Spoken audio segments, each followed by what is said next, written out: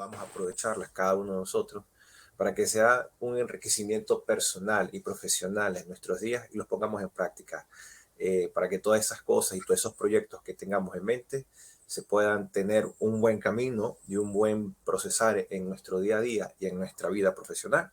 Que así sea siempre. Amén. Amén. Amén. Amén. Así sea. Sí, así es. Gracias, Rafael. Interesante saber que hay que seguir adelante, ¿verdad? Que los tropiezos no deben dejarnos en el suelo, sino al contrario, ¿verdad? Que nos ayuden a crecer. Vamos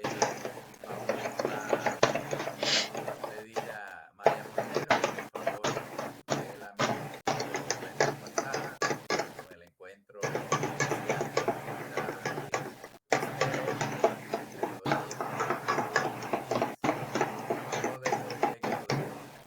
de la elaboración de videos, cómo utilizar la multimedia y bueno, la experiencia que él tiene. Cristian tiene mucha experiencia en ese campo.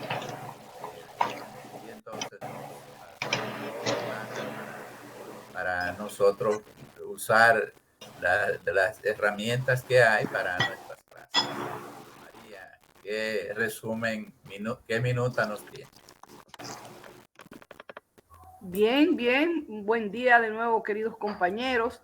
Voy a leer la síntesis que elaboramos de lo que fue la presentación del señor Matías. Dicho sea de paso, queremos manifestar, que la experiencia de Matías es amplísima en este campo y que Matías tiene un background que es impresionante en lo que respecta al área en la que trabaja. Bueno, pues la semana pasada iniciamos dando la bienvenida, el coordinador dando la bienvenida a los participantes, al igual que la mañana de hoy, presentamos nuestro trabajo ante el Padre para que sea Él dándonos sabiduría, que sea Él guiándonos, ¿verdad? Y luego procede el invitado a presentar su tema, que tiene que ver con los docentes, tuvo que ver con los docentes y la elaboración de materiales audiovisuales educativos de las áreas. Un tema que realmente es importante para todos los docentes que requerimos de hacer un proceso de enseñanza-aprendizaje dinámico, motivador y sobre todo que impacte a más de un sentido. El señor Matías, con mucha experticia en el tema, como acabamos de decir, abordó otras temáticas el concepto de polimedia, ¿verdad? Que no es más que una técnica desarrollada en la Universidad Politécnica de Valencia y que se usa para la creación de contenidos multimedia. Esto lo explicaría mejor Miguel, pero yo lo voy a decir como yo lo entendí. El maestro Matías hizo énfasis en las ventajas de implementar este tipo de videos polimedia en nuestras clases, en nuestro proceso de enseñanza-aprendizaje o en nuestros procesos áulicos, ya que, entre otros beneficios, refuerza y dirige la atención del alumno.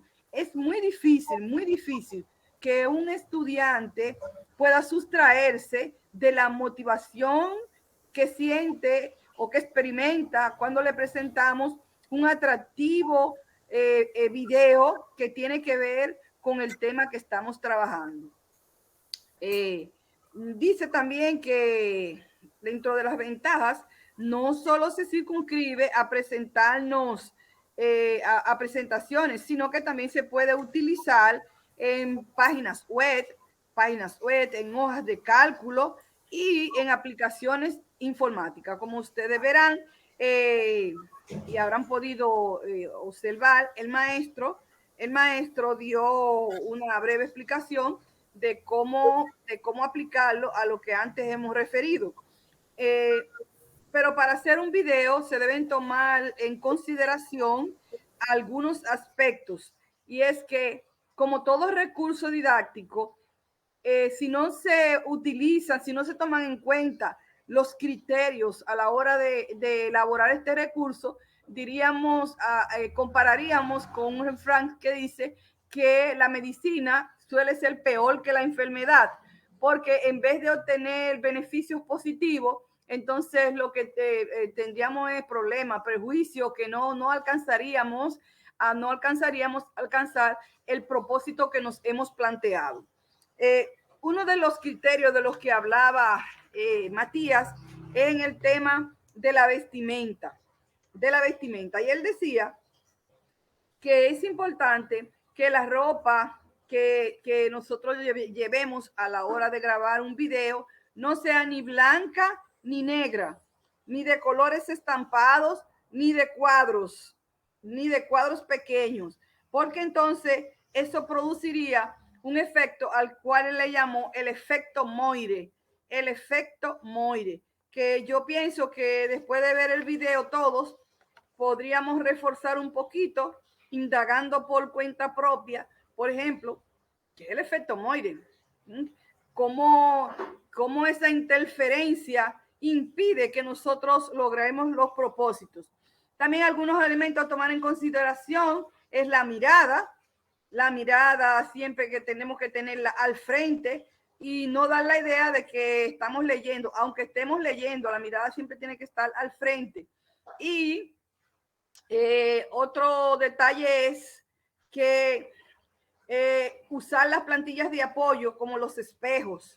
Fue muy interesante porque yo no tenía claro eso de que los espejos juegan un papel interesante a la hora de grabar un video.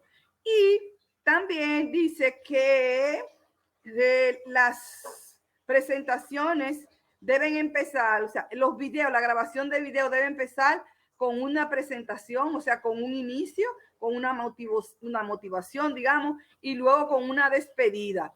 Y no deben hacerse referencias temporales cuando grabamos un video. Por ejemplo, que ayer yo fui a Asua, mi pueblo, y hacía mucho calor, y que mañana iré a Monte Plata. No se hacen referencias que tengan que ver ni con ayer, ni con mañana, ni con otro tiempo. Y para una presentación exitosa, hacía énfasis el maestro Matías, decía que utilice la regla de 20-20, o sea, 20 diapositivas en 20 segundos. No se pase para que no se ponga cansón. 20 diapositivas en 20 segundos. Las animaciones y transiciones se deben enfocar en aportes didácticos. No utilice un video para otra cosa que no sea para aporte didáctico. Evite texto con fondos degradados. Entre texto y texto con imágenes, coloque una imagen de fondo. Entre texto y texto, coloque imágenes de fondo.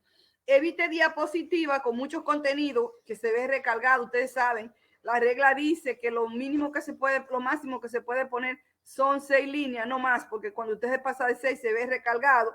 Y es mejor repartir el contenido en varias diapositivas para que no esté recargado. Y algo más, compañeros, es que se recomienda resaltar el contraste de forma y de fondo.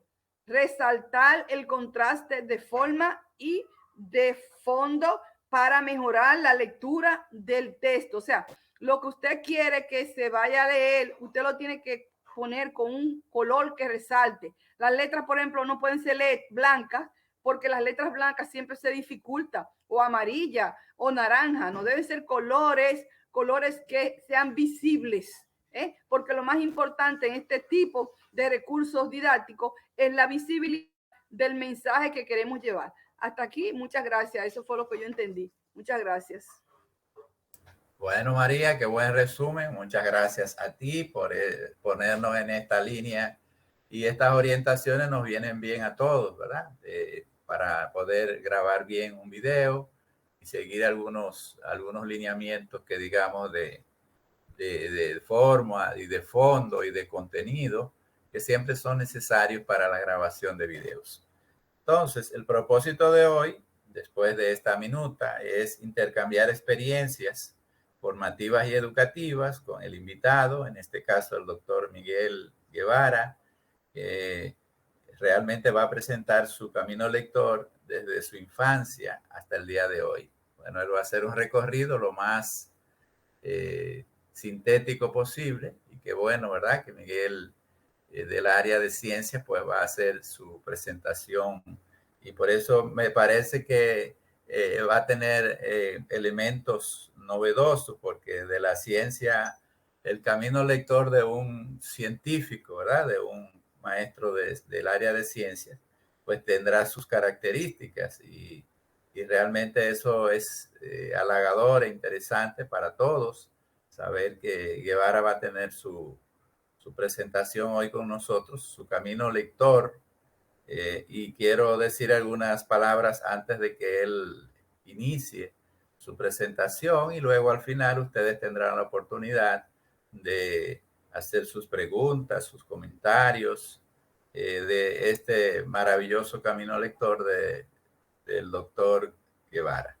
Así que él, en su presentación, pues le puedo decir que es licenciado en biología de la Universidad de Oriente, Venezuela, maestría en ciencias marinas en Venezuela, ciencias de la biología en la Universidad Concepción en Chile, profesor asociado del Instituto Oceanográfico de Venezuela, investigador, realmente un gran investigador aquí en el Isfodosu, bueno, en la República Dominicana.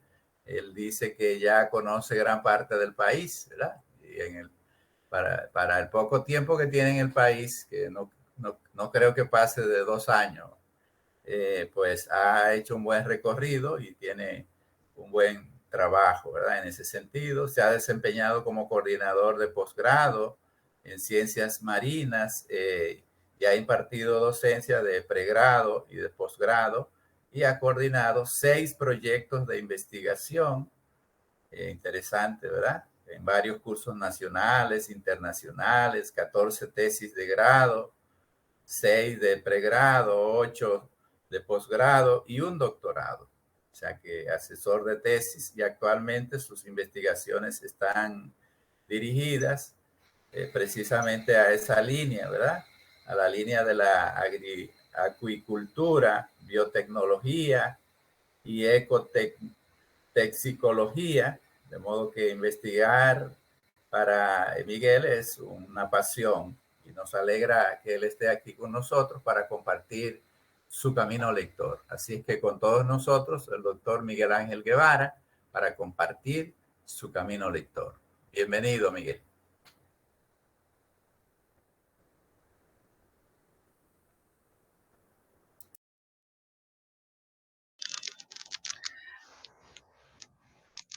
Buenos días, saludos para todos, gracias por la presentación. Les pregunto si ven la lámina y si me escuchan bien.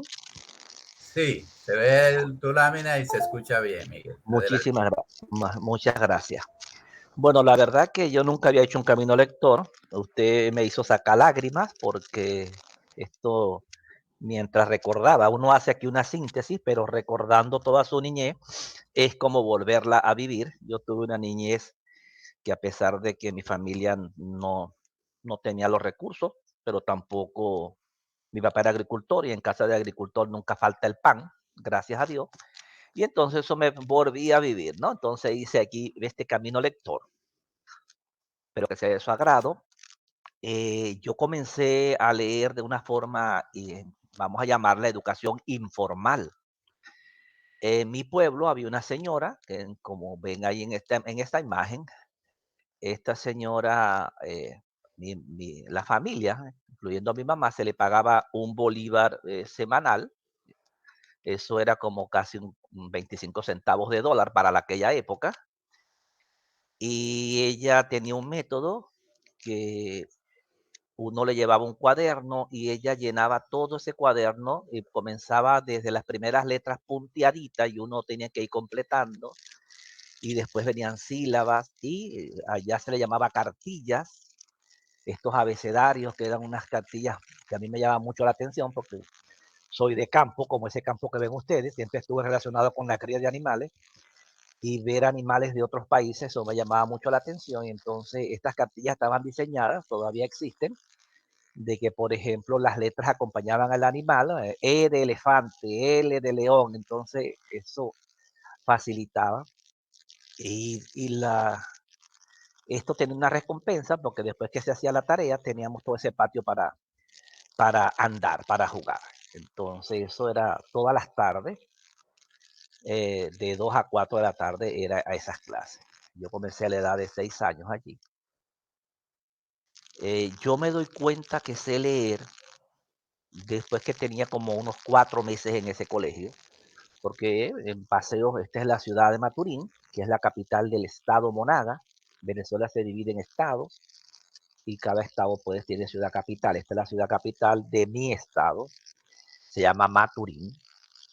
Y entonces yo iba en el carro con mi papá y él me escuchaba que yo decía, por ejemplo, la luna, dorsai. Esas dos frases se me quedaron en la cabeza y él me dijo, pero tú sabes leer. Entonces ahí yo me sorprendí que ya, porque antes era como pasar la lección en el libro. ¿Qué dice aquí? ¿Qué dice acá? Pero sin tener ningún libro, ningún material en mano, yo, bueno, de ahí adelante eso fue el acabose. No podía haber envases que yo no leyera. Y cuando tenía problemas, por ejemplo, ¿qué me dio problema a mí? Yo no decía la letra F, yo la llamaba la letra F. Y la Q, yo no la llamaba Q, sino la llamaba la letra Q. Entonces ahí esta señora trabajando, pues logró que yo por fin dijera Q y dijera la letra. Para leerlo no tenía problema, pero sí para identificar esas letras. Ya a la edad de 7 años, un año después de esto, ya viendo que ya yo sabía leer y que esos libros los devoraba, yo ingreso a la educación primaria, allá de primero a sexto, entre 7 años, no existía kinder en mi época, y mi primer libro es este libro que está acá, que se llama el libro Aurora. Aquí tuve muchos problemas con la maestra porque maestra al fin, que tiene tantos estudiantes, aquí le ponían a uno en el libro, a uno le ponían la fecha de la lectura y ella hacía fila y uno le ponía aquí la fecha que la pasaba. Y el problema era porque yo quería leer todo ese libro. Entonces dice, no, que no puedes leer todo el libro. Pues entonces, tanto es así que yo leí, bajo insistencia leí ese libro y luego me dijo, este es un libro que ya está segundo. Y entonces este fue mi segundo libro, Silabario Venezolano. Y allí, bueno, tuve que bajar la fiebre que llamo yo, el ritmo. Ya, ahí comencé a conocer los cuentos de los hermanos Grimm, a leer, a devorar estos libros, las fábulas de Sopo. Me gustaban mucho las fábulas porque, y más de viejo me gustan más porque ahora entiendo más a esa edad, pues que podía entender algo, pero lo que son el mensaje que lleva oculto cada fábula, ya, en cuanto a la parte académica en primaria, todos los que yo, si mandaban a hacer alguna copia eran de este libro, si mandaban a hacer dibujos, yo buscaba la forma que fuera de este libro. Este libro se llamaba pues Ciencias Naturales e Higiene y estaba dividido en dos partes, en ciencias naturales como tal, ambiente, animal, y la otra parte al cuerpo humano. Entonces era mi libro preferido y ese les recuerdo, libros que marcan. En mi casa habían enciclopedias, esas también las leía, hicieron muchas veces en las bodegas uno llegaban promociones que uno compraba galletas o alguna cosa y le daban como unas barajitas y estas barajitas traían, dependiendo de la novedad del momento, si eran animales, si eran países, entonces uno armaba su propia enciclopedia. También leía, mi abuelo era un viejito súper lector, de él agarré el hábito de la lectura. Mi abuelo, cuando ya yo tenía como 12 años, 11 años, él le dio demencia senil. Mi madre era hija única y entonces él vivía con nosotros. No era nada agresivo, sino que olvidaba cosas, pero me llamaba la atención y aún más que en sus estados vamos a decir, de demencia, nosotros lo escuchábamos, empezaba a hablar de todos los libros de historia que hablaba de Venezuela, de todo lo que había leído del delirio sobre Chimborazo, de cuando se quemó el parque de Ricaurte para salvar a la patria, que los realistas. Y entonces todos los trabajos de historia, mi mamá nos mandaba a preguntarle a él. Y él era prácticamente una enciclopedia hablante. A pesar de que tenía demencia, esas cosas no las olvidaba. Y siempre le quitábamos a él de la prensa los encartables, que eran como, uno los llama ya comiquitas, para leer esto, y teníamos colecciones de este tipo de cómicos. Ya para secundaria, de 12 a 17 años, que son 5 años, eran 5 años de bachillerato en Venezuela, aquí están los de rigor, los que mandan los maestros, que ahora después que uno madura es que ve pero al momento de, estas son lecturas no de placer, sino son obligadas, porque la evaluación era, dígame los personajes, dígame el ambiente, el lenguaje, la vestimenta, lo que come, hago una sinopsis. Entonces esto, viendo 9 materias en bachillerato, entonces esto no era placer, esto era o lo haces o lo haces. Entonces aquí, por ejemplo, que me queda en la memoria, Doña Bárbara de Rómulo Gallego, cuenta la historia brevemente de, él cuenta la historia de la vida en los llanos venezolanos, cómo esta mujer se forjó ese carácter víctima de una violación y tenía que sobreponerse o imponerse al machismo que todavía existe en muchos países. Entonces, de eso trata Doña Bárbara, relata la vida llanera por don Rómulo Gallegos, que es un escritor venezolano. Las memorias de Mama Blanca, de otra venezolana, Teresa de la Parra, que cuenta la vida de unas hermanitas en una época colonial en ingenios de caña, y que conoce una señora que la llama Mama Blanca, a la cual le pasó muchos escritos y de la cual ella hace las memorias. Estos libros de lectura obligatoria, de lengua y literatura, de historia de Venezuela, de Gabriel García Márquez, no sé cuántas veces he leído y siempre se me olvida porque este libro no es fácil de leer para mí. Este libro lo leí yo varias veces con cuaderno en la mano para hacer y no perderme en los personajes, sobre todo en los buen días, pero es un libro bastante interesante. De Miguel Otero Silva, Casas Muertas, relata ahí el caudillismo venezolano, cuando esta dejó este pueblo de un estado oriental de Venezuela llamado Anzoátegui, lo dejó desolado. Y este me marcó porque este es un libro muy cruel. Yo pienso que, bueno, ya estaba en el edad de leerlo, pero menores de edad, de Horacio Quiroga, de ahí recuerdo un cuento de 2 niños especiales que tienen una hermanita, y especiales quiero decir que tenían algún retardo mental, y viendo cómo la mamá mataba a las gallinas, quitándole la cabeza, y ellos, pues en su inocencia, a esa niñita, como gallina, le quitaron también la cabeza, y eso se me... Y hay otro cuento que es como el almohadón de pluma, donde la muchacha prácticamente cae enferma y no saben, y se ponía cada vez más ¿qué? Em, amarillenta, diría yo, por la pérdida de sangre, y después que muere que se dan cuenta que había un animal en el interior de las almohadas de pluma que de noche le chupaba la sangre.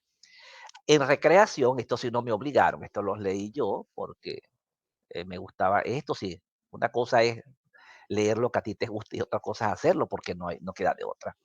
Estos libros que recuerdo, por ejemplo, el retrato de Dorian Gray, ya es este libro que pone en el tapete la vanidad humana, ya, y toda la maldad oculta de Oscar Wilde. Drácula, este es un libro que más rápido he leído, este es un libro bastante grueso, y lo leí en 2 días sin parar. Me paraba para ir al baño y a comer. Yo generalmente, yo leo el mes de agosto, yo tengo una manía para leer, yo no puedo leer si tengo cosas que hacer.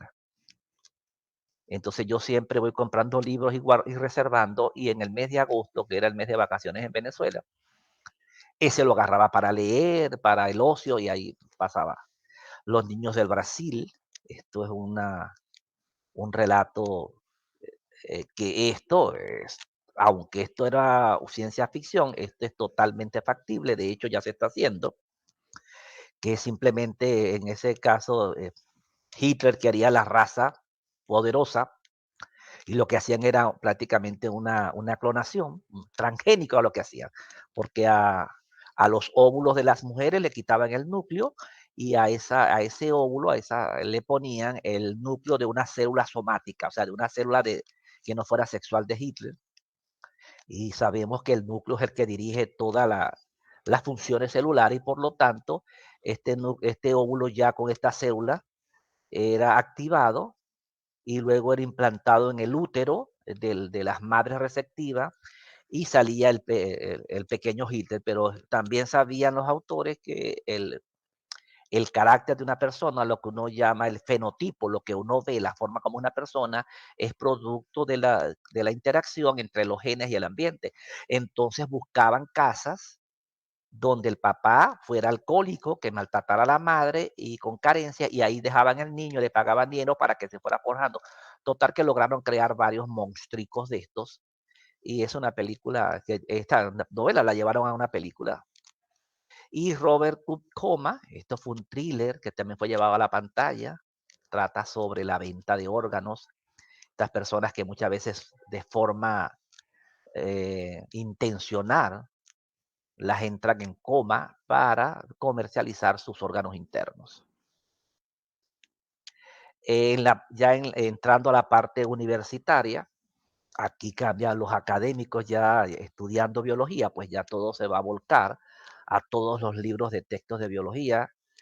En la universidad a uno le daban un estipendio para allá se llamaba ayudantía, es decir, yo prestaba servicios de acuerdo a mi horario, yo podía trabajar en un herbario, podía trabajar en un museo como guía turístico, eso me daba una retribución y a la vez me abría un crédito en la librería. Entonces yo toda esa librería, de hecho, como ustedes conocen a Mercedes, que es mi esposa, tenemos estos libros casi duplicados porque ella hacía lo mismo y entonces podíamos tener nuestra propia biblioteca porque la universidad nos iban descontando de esa ayuda, nos descontaban mensual para pagar los libros. Entonces son libros que los tenemos, libros, digo yo que son más de cabecera, zoología, libros viejos pero clásicos. En cuanto a la morfología y fisiología, lo que no lo podemos usar es para la taxonomía porque eso es muy cambiante. Pero esto es botánica, todo lo que tiene que ver con plantas, zoología animales y las biologías generales. En cuanto a la lectura recreativa, eh, siempre no sé por qué me tocaban estos. Yo buscaba el libro, lo leía, este es un libro que no se puede leer en edades más menos avanzadas, es decir, no se puede leer de 10 años para abajo.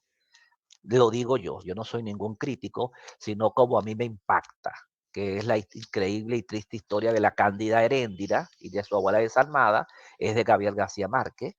Esta mujer, pues, si la muchachita que ella estaba criando allí, creo que era sobrina, ya no lo recuerdo, rompía algo, pues ella la obligaba a que pagara, y cómo pagaba, le armaba carpas de campaña y ponía la prostituía, colas y colas y colas de personas, de hombres, sobre todo estos que salían del servicio militar, de permiso y venían, y todos se acostaban con la para que ella pudiera pagar lo que rompía. Esto me marcó.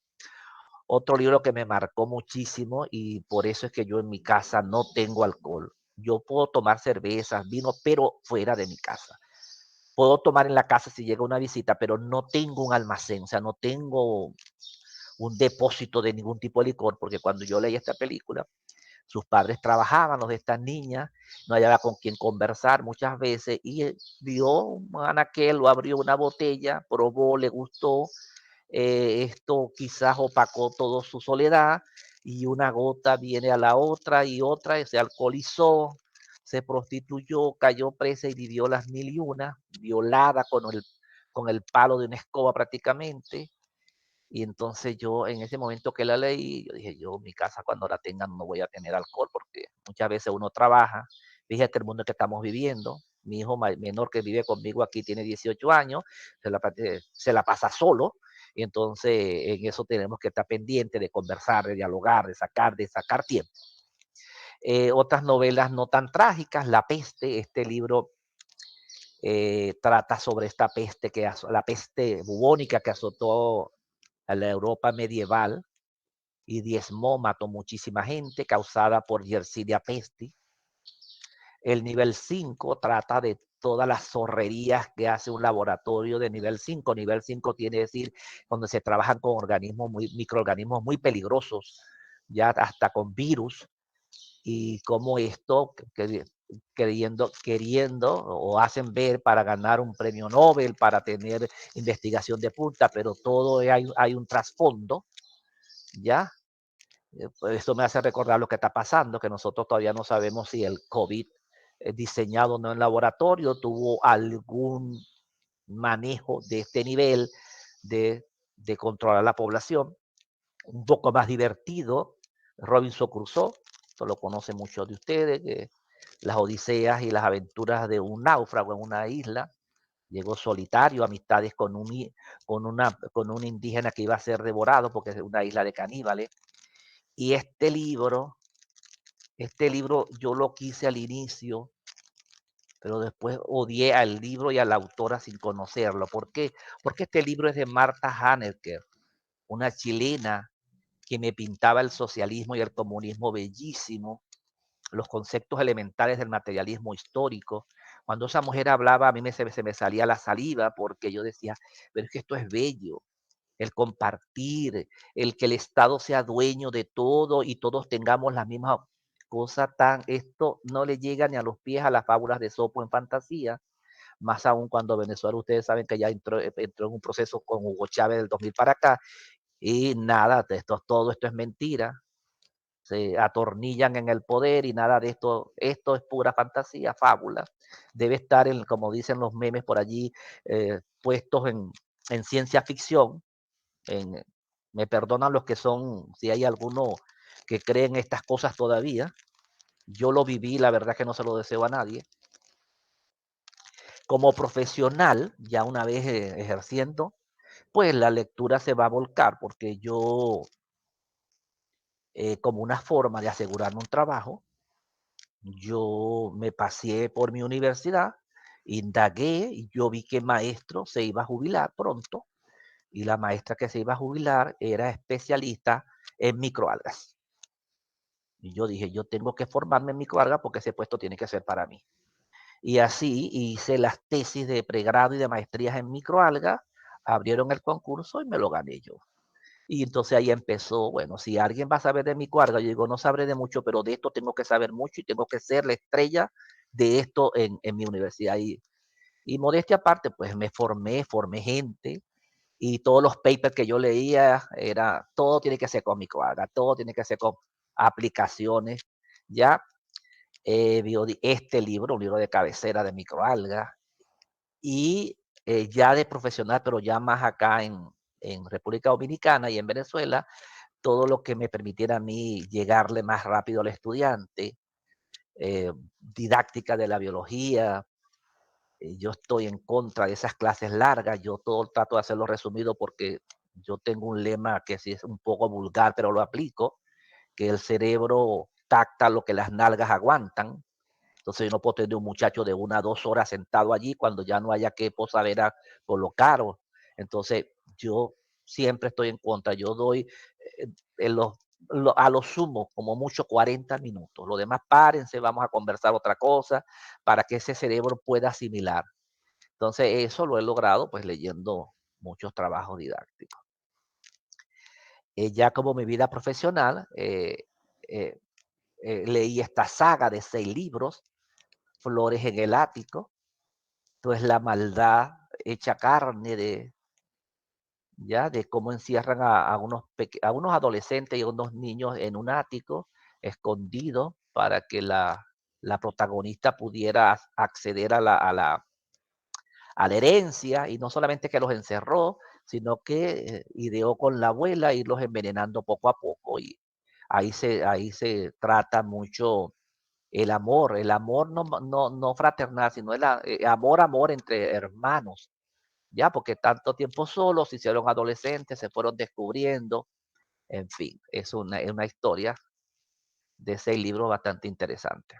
Y El silencio de los inocentes, estas dos fueron llevadas también al cine, ¿ah? La vida de cómo manipula un psiquiatra, cómo tiene ese poder de convicción, y sobre la forma, con toda su experiencia, para atrapar un asesino en serie, de Mario Vargas Llosa. Este libro lo leí en República Dominicana.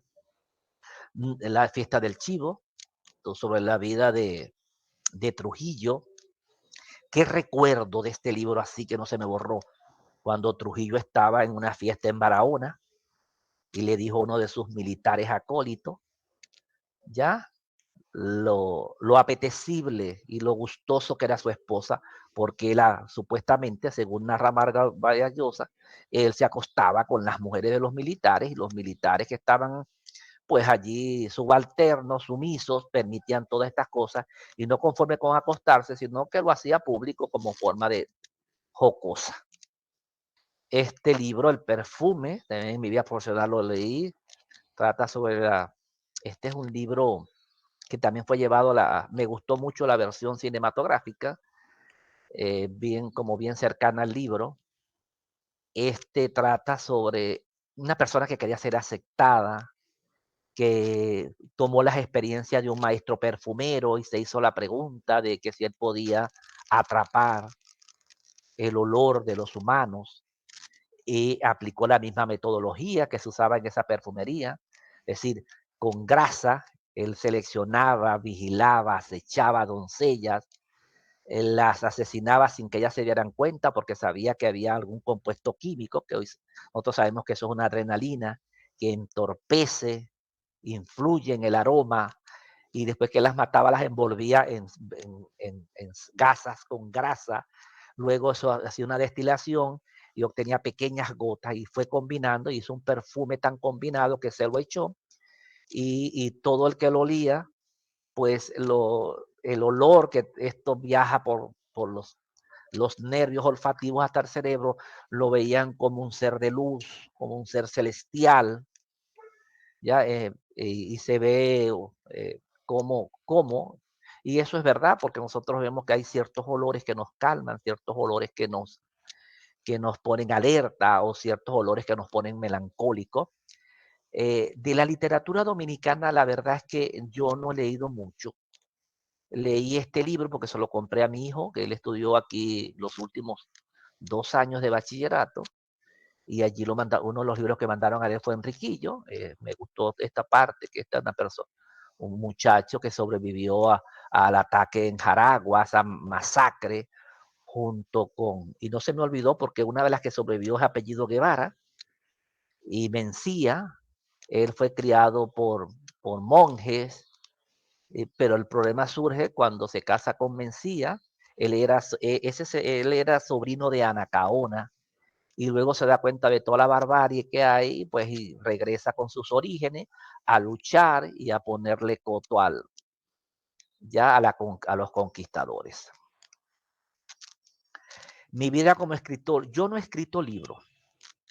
Yo tengo un libro, no sé, será como 10 años prearmado, y todavía no saco la fuerza para terminarlo, pero es un libro, después que uno sale de su pueblo. Yo salí de mi pueblo a la edad de 20 años, hablaba mucho yo era muy dado a hablar con las personas mayores, y tengo un compendio, y le estoy dando el toque científico. Es decir, por ejemplo, yo veía que mi abuela iba por los mataderos y se traía poncheras de sebo de ganado, esa grasa que se le quita al ganado que no se come, y la ponía en una cazuela grande. A ella se le llamaba paila, fondo, y eso le echaba agua y eso hervía, y luego le ponía la ceniza del mismo fogón, y machacaba una planta, el fruto que se llama cundiamor, y eso hervía y hervía, y llegaba un momento que lo pasaba por una tela y lo echaba en unas bandejas de madera,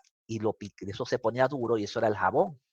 Entonces yo, después que estudié, entonces yo empecé con la receta de la abuela y darle la explicación, que lo que así es, lo que hace es una saponificación, una grasa con una base, y el cundiamor es simplemente es una planta rica en saponina, que son compuestos que echan mucha espuma, y así tengo muchas, lo que usaban ellas, diferentes plantas oleaginosas para sacar aceite, lo que hacía era una extracción en frío, y pare usted de contar cómo la señora del pueblo hacía unos quesos espectaculares, con el estómago de un cachicamo, que es un mamífero, que lo llaman armadillo. Es que ese estómago de ese animal es rico en enzimas, en lactasas que cortan la lactosa.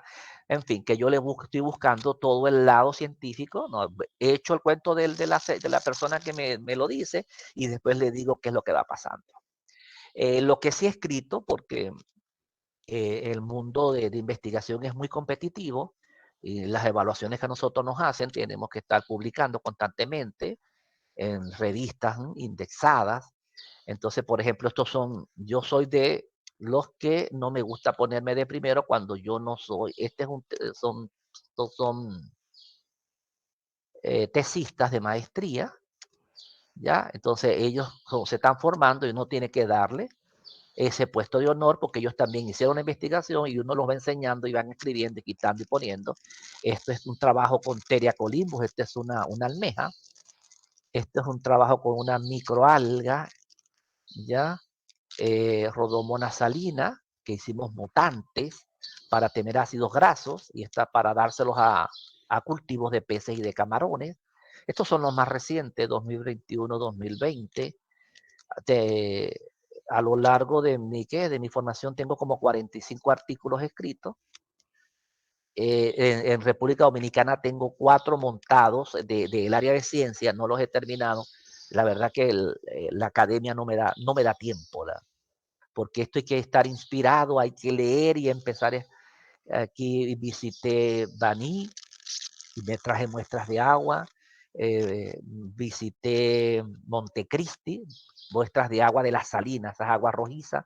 Aislamos microalgas, identificamos, hicimos ácidos grasos. Entonces tenemos el primer reporte para el país de cepas de microalgas de Dunal y la Salina, hiperproductoras de betacaroteno.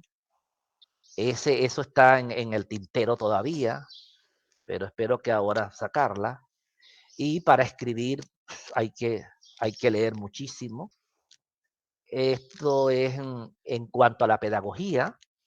Yo no había escrito artículos de pedagogía, porque yo soy biólogo puro, he trabajado mucho con pregrado, pero en cuanto a pedagogía dije, bueno, si los demás pueden, ese es mi lema favorito. Si los demás pueden, yo también. Empecé a leer artículos de pedagogía. Este salió el año pasado, si mi memoria, sí, el año. Ya, las prácticas de laboratorio como estrategia didáctica para la construcción y comprensión de los temas de biología. Esto se lo hicimos con una colega venezolana también, Mayrin Lemus, que está en el Emilio Prudón. Esto es una revisión que hice para un proyecto que un proyecto que me quedó así que, truncado, porque este proyecto era que yo iba a visitar 8 liceos en República Dominicana y había escogido los liceos más vulnerables en cuanto con menos recursos. Solamente pude hacer uno. Tuve que terminarlo porque era para varios y solamente logré hacer uno. Y esto me permitió, por ejemplo, cómo las jornadas científicas fortalecen la enseñanza-aprendizaje de aspectos biológicos en educación primaria y secundaria. Porque la biología dictada y copiada, eso no enseña nada, eso aburre. Entonces, esto lo vamos a continuar cuando no lo he querido hacer, sino lo quiero porque es presencialidad. Presentarme en un liceo, hablar con los directores, yo me presento con mis estudiantes de término del hipodoso, con toda una programación y hacemos una jornada. Esto se paga viendo la sonrisa de los niños, lo contento que se ponen, se les hace sentir que son importantes, partícipes, se les da desde un carnet que le hacemos, se le guinda en el cuello, se hacen muchos experimentos, se le dona acuarios o peceras a la institución, hacemos jornadas de cartelera, ellos exponen un tema, se les dice, se les ayuda, hacen experimentos instantáneos para que vean. el microscopio los vuelve locos. Yo tengo microscopios personales que son los que me llevo para esos sitios. Y entonces ellos empiezan a ver, hacemos prácticas de microbiología para que ellos vean, como dura 2 días, en una placa los mandamos a tocar los picaportes de las puertas, las manecillas, la palanquita de la poseta o del sanitario, y tocan las placas con agar, y al otro día ven la cantidad de bacterias, y le decimos, bueno, que si no se lavan las manos, todo eso va para adentro. Y en fin, estas son los que he hecho en cuanto a pedagogía. ¿Qué recomiendo yo para los futuros lectores? A mí esto me funcionó. No quiere decir que le funcione a todo el mundo. Nosotros tenemos, mi esposo y yo tenemos 2 hijos. El mayor tiene 24, el menor tiene 18, pero se llevan 6 años de diferencia. Pero desde que íbamos a un centro comercial, vamos a tipo San Bill en Venezuela, todos los viernes, ¿no? Ahí descansábamos el trabajo y ellos, pues, compartíamos más con ellos, siempre estaban con la señora que los cuidaba, y era ir a un McDonald's, después ir al cine, y al salir del cine era obligado a la librería. Y nos causó cierto momento risa porque quisimos omitir la librería y entonces los muchachos se pusieron en guerra para la librería, porque entonces compramos libros que acorde con su edad y los leíamos entre todos y así, pues, antes de dormir, ya el muchacho, cuando tú empiezas a leerle un libro, eso sí, nada obligado. Llega un momento, vaya a acostarse, no, si no me lees el libro yo no me acuesto. Entonces uno selecciona lecturas cortas, bonitas, eso todo va a depender de la edad, para que ellos lo lean y luego es como el aliciente, a dormir. Eso va creando hábitos de lectura.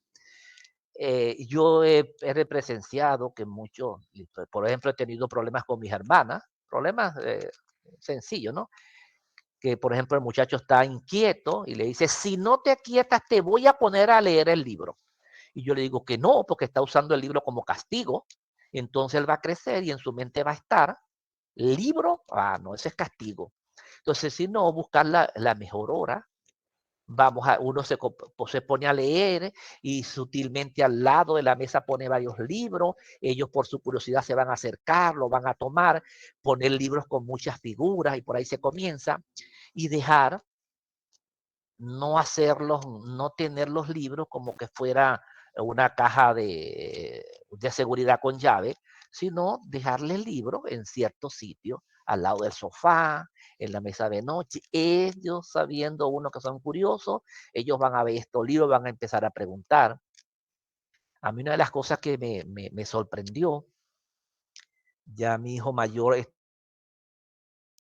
en 3er año de bachillerato, una colección que compramos se llama El baúl de Saúl.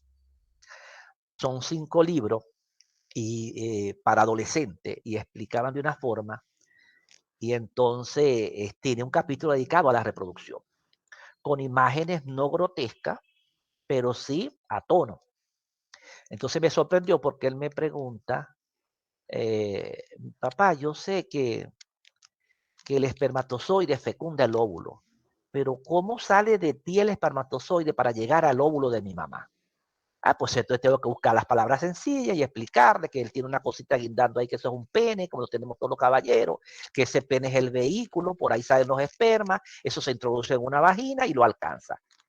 Ya. Él fue a leer y lo consiguió por ahí más adelante, pero sin asombrarse uno, sin decirle, cállate muchacho, no preguntes esas cosas, sino decírselas en su momento y con palabras a tono. No con grosería ni con vulgaridades. Este ha sido mi camino lector, y leer, yo se lo digo a todos los estudiantes que han pasado por mis manos, que el que lee, pues tiene el éxito asegurado, y no solamente, tú te consigues con amigos, tú tienes temas de qué conversar, si no te vas a quedar callado, mejoras el vocabulario, muchísimo. Y cuando el maestro está explicando y tú lo lees, es más fácil porque ya haces la conexión.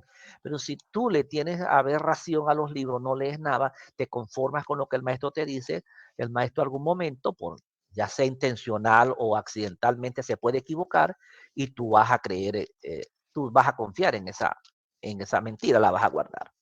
Muchísimas gracias. Y esto es todo lo que yo tenía para ustedes hoy.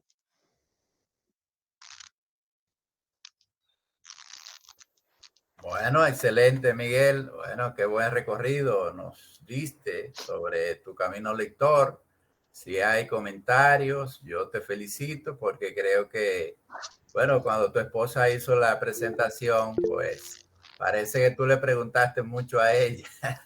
No le quise preguntar para no tener yo le dije, no, déjame ver si yo entendí lo que me dijo el maestro, porque Bueno. si no vengo como sugestionado a hacer lo que ella hizo. Entonces, no, la verdad es que ni siquiera lo he visto porque... Bueno, pero coinciden, como son de las áreas comunes, entonces coinciden Ajá, en muchas cosas. Y qué bueno, ya, ¿verdad? Porque ella también hizo una excelente presentación de muchas su gracias. camino lector y te felicito. Y creo que ese proyecto de ir a los liceos, eso hay que darle calor, Miguel, porque eso Sí, sí que es súper interesante. Y cómo también vincular la ciencia con la lectura, otro aspecto también muy interesante. Y bueno, lo de motivar a los hijos y a los nietos, ¿verdad? Para engancharlo en la lectura, eso es fabuloso, creando ese espacio y haciendo esos elementos de no obligar a los niños a leer. Creo que esos son componentes muy buenos. Puede dejar la presentación, Miguel, ya la puede ok, quitar, por favor. Sí, ya, dejo de presentar. sí. Bien, Ok, comentarios, preguntas. María de los Remedios tiene su manito levantada. Adelante, María. Ajá, yo quiero felicitar al compañero Miguel y gracias. quiero decir que ese recorrido lector de él me fortalece la idea de que debemos vender a los estudiantes, de que los profesionales exitosos no siempre vienen de hogares en donde tienen grandes librerías o donde tienen grandes estantes con super libros, super enciclopedias y todo lo demás, sino que también nosotros que venimos de familias humildes en donde quizás los libros no fueron tan abundantes, lo que prevaleció en nosotros fue la motivación y el interés, ¿verdad? Y el interés que nos llevó a hacer ese camino lector de una forma humilde y sencilla, pero siempre bien motivados.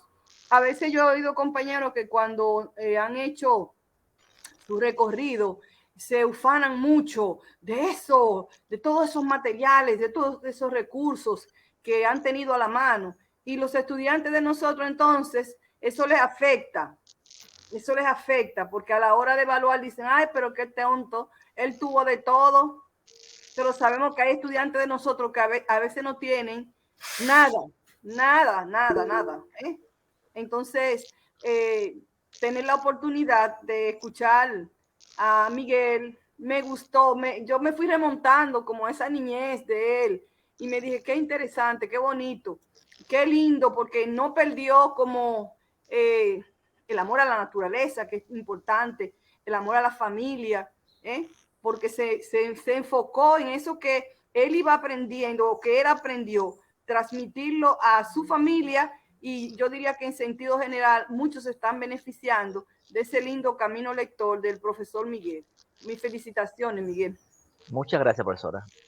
Muy bien, creo que hay otra pregunta, otro comentario del profesor Miguel Ciprián, y la idea es que los colegas que todavía no han hecho su camino lector de aquí de este círculo puedan motivarse para hacerlo. Ya algunos lo hemos hecho, como Lionel, un servidor, Miguel Guevara, y entonces creo que María Núñez también lo hizo, así que motivamos a las personas que faltan para que también hagan su camino lector para conocer un poquito de su experiencia. Sabemos que cada experiencia es individual.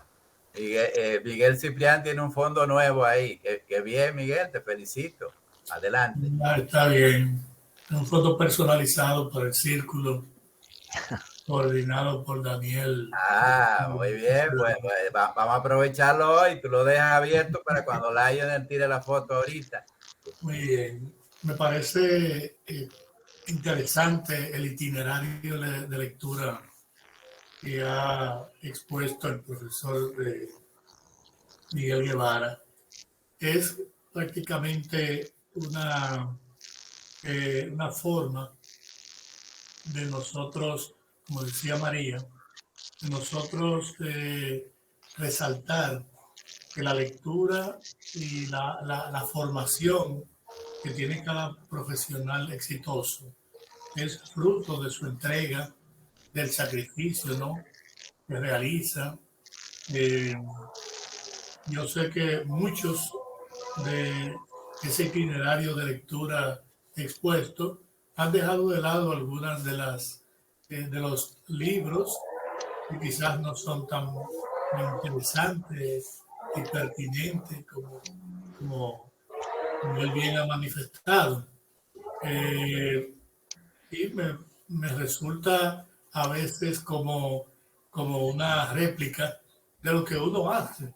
Quizá yo no lo hacía con la conciencia, el objetivo así prefijado, pero el hecho de que uno estuviera leyendo en su casa de manera permanente y dejaba los libros abiertos en un determinado capítulo, porque uno quería dejarlo ahí para volver. Le daba oportunidad a los hijos a que, bueno, ¿qué es lo que papi está viendo ahí? Entonces, ahí está. Bueno, ahora con los videolibros y los audiolibros, uno tiene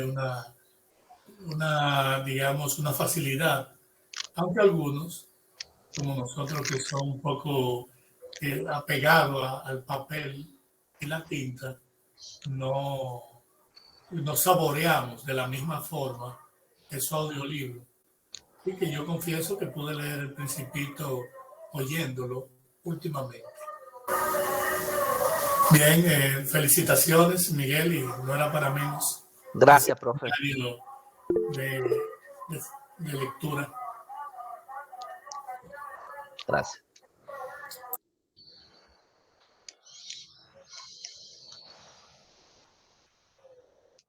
Lionel, ¿puede hablar, por favor?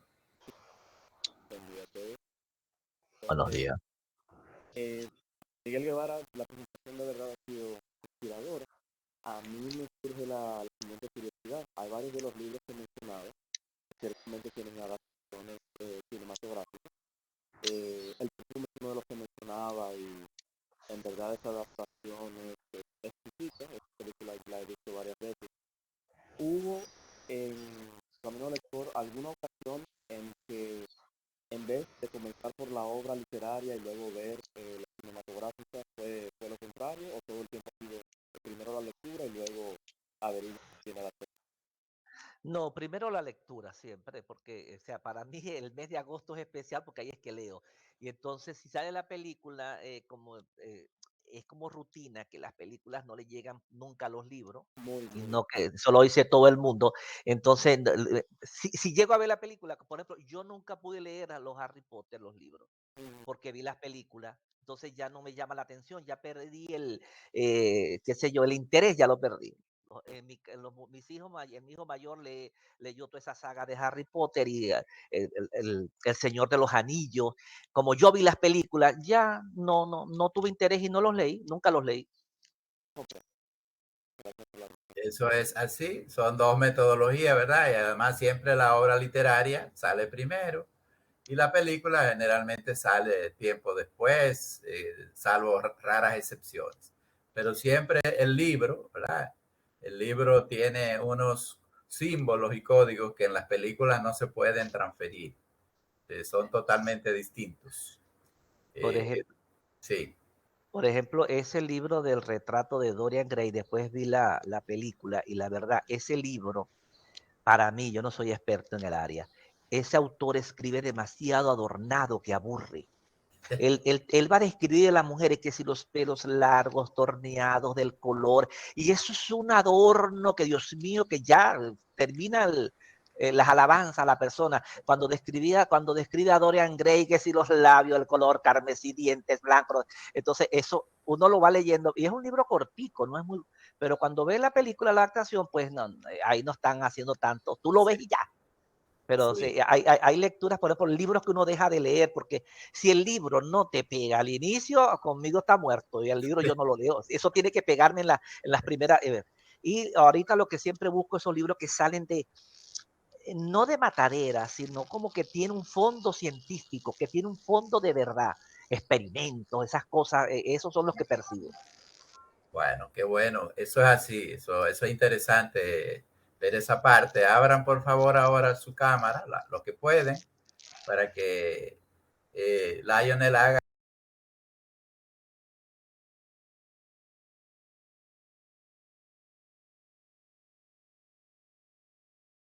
Vamos a ver, porque Ciprián tiene ahí un fondo muy interesante.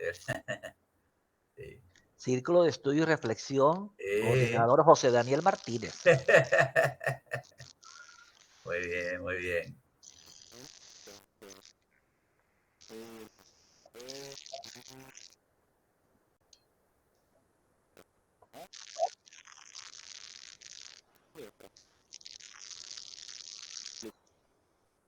Muy bien.